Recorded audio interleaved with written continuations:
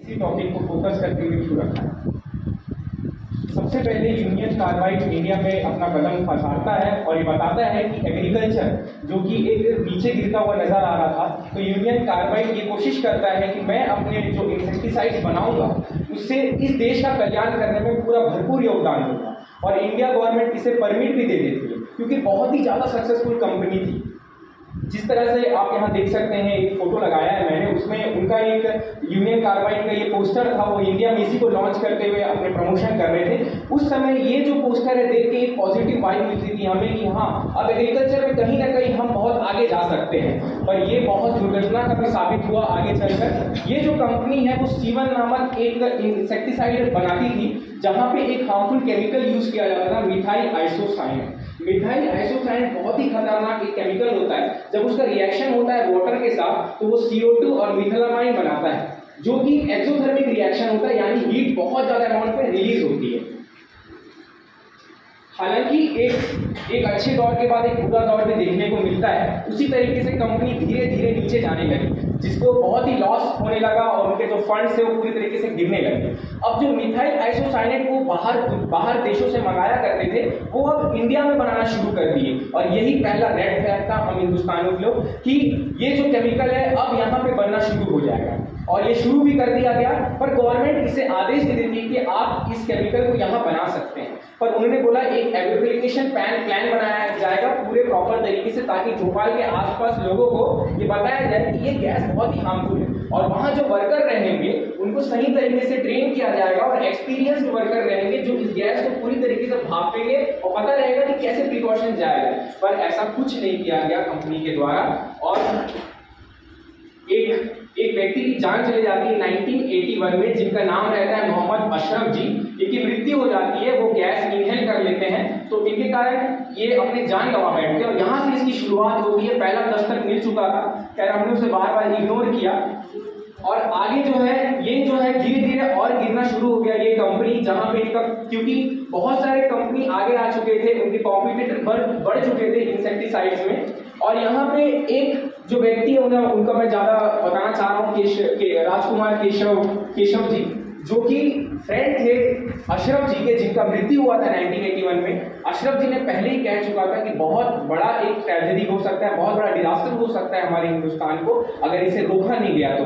केशव जी ने डिटेल से इसे स्टडी किया और अपनी रिपोर्ट पेश की, जहां उन्होंने सीएम और साथ ही साथ कंपनी के मेंबर्स को भी बताया कि बहुत ही सेफ्टी प्रिकॉशन जीरो माना गया है इस कंपनी में। खैर इस बात को नजरअंदाज किया गया। वो मीडिया के पास भी गए और उन्होंने अपने एक अखबार में छपाया भी, और ये कहते छपाया कि बचाइए हुजूर इस शहर को, ज्वालामुखी के मुंह में है भोपाल, ना समझोगे तो आखिर मिट ही जाओगे। इन्होंने ये कहा, और डिजास्टर को पहले ही क्लेम कर चुके थे कि बहुत बड़ा डिजास्टर होने वाला है, क्योंकि इनके फ्रेंड की मृत्यु इसी कारण से हुई।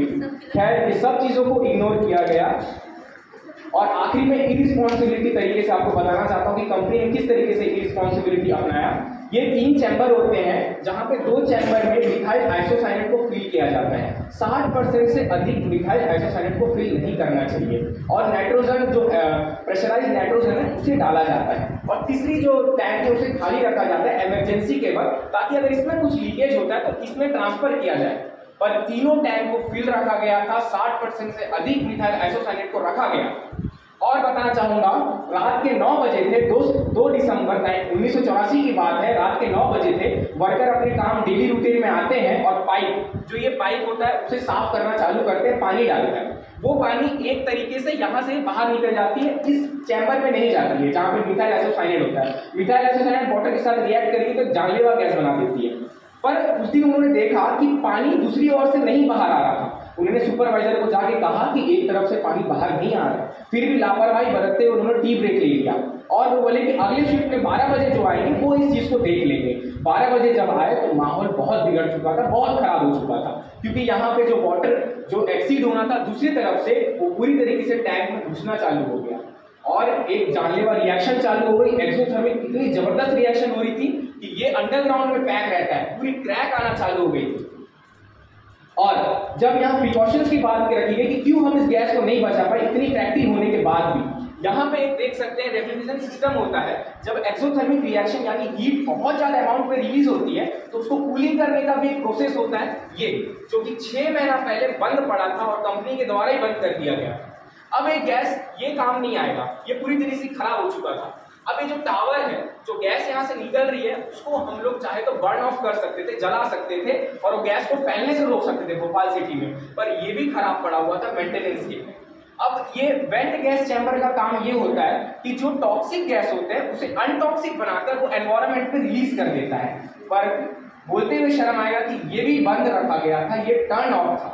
पूरी तरीके से गैस जो है बनकर यहाँ से रिलीज होने लगी और भोपाल गैस में पूरी तरीके से भोपाल शहर में गैस पूरी तरीके से फैल चुका था। 12 साढ़े 12 के वक्त लोग खांसते हुए, चेस्ट पेन से, वॉमिटिंग से पूरी तरीके से धीरे धीरे अपने जान गंवाने बैठे। कई बच्चे जो सोते सोते ही अपने जान गंवा बैठे। इस तरह की लापरवाही जो कंपनी और गवर्नमेंट के द्वारा भी रखा गया। हालांकि अगर मैं ये बात करूं तो 20,000 से भी ज्यादा लोग उसमें मृत्यु पाए गए। इतने लाशें थी कि उसे उठाने वाला कोई नहीं था, इतने जानवर लोग मर गए थे कि उन्हें देखने वाला कोई नहीं था। इसके जिम्मेदार कौन है? सिर्फ और सिर्फ हम, जिन्होंने अपन ने जो लापरवाही बरती, इररिस्पॉन्सिबिलिटी बरती। जब केशव जी ने, जो राजकुमार जी ने जो अपनी बात रखी थी, हमने उसे इग्नोर किया था। खैर आज भी उसी मोड़ पर, उसी डिजास्टर की ओर हम फिर से बढ़ रहे हैं। देखिए हमारा देश तीसरे नंबर पे है सबसे ज्यादा ग्रीन हाउस गैसेस को इन्वॉल्व करने के लिए। तीसरे नंबर पर सबसे ज्यादा वाटर क्वांटिटी, जो वाटर क्वांटिटी इंडेक्स होता है, उसमें हमारा रैंक है 120 आउट ऑफ 122। एनवायरमेंट परफॉर्मेंस में तो सबसे लीस्ट 180 पे आते हैं हम, 180 नंबर पे है हमारा रैंक, आखिरी देशों में आते हैं हम। मोस्ट पॉपुलेटेड कंट्री है हमारा, 5th नंबर पे आता है इंडिया।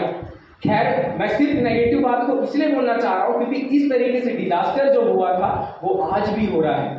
आज भी एयर पॉल्यूशन के कारण दुनिया भर में 1 बिलियन से ज्यादा लोगों की मौत हो रही है। इसके पीछे कौन रिस्पॉन्सिबल है? जब भी कोई थर्मल पावर प्लांट लगाया जाता है तो उसमें जो एयर निकलती यानी फ्लाइंग ऐश निकलती है, उसको इलेक्ट्रोस्टैटिक प्रेसिपिटेशन से गुजारा जाता है, जो टॉक्सिक गैस है उसे अनटॉक्सिक बनाने के लिए। इसका इस्तेमाल नहीं हो रहा है, तभी थर्मल पावर प्लांट से CO2 गैस रिलीज हो रहे हैं।